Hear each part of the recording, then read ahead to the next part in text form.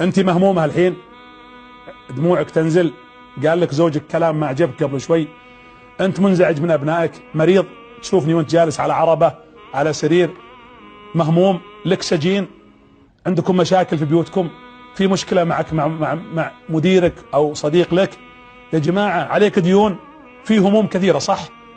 الرسول قال استغفروا الله، استغفروا. الاستغفار باب تطرقون ابواب توبة وابواب رزق وابواب رحمة. الاستغفار يفتح الابواب.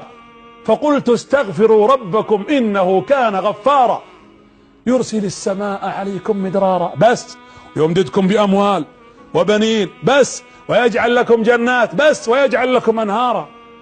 الاستغفار ما استغفر عبد استغفار صحيح الا جعل الله له من كل هم فرجا ومن كل ضيق مخرجا. فقولوا استغفر الله، استغفر. اللهم من يرى هذا المقطع ومن ساهم فيه ومن أعان على نشره، اللهم فاغفر له ذنوبه كبيرها وصغيرها، جلها ودقها، عظيمها ودقيقها، يا رب العالمين.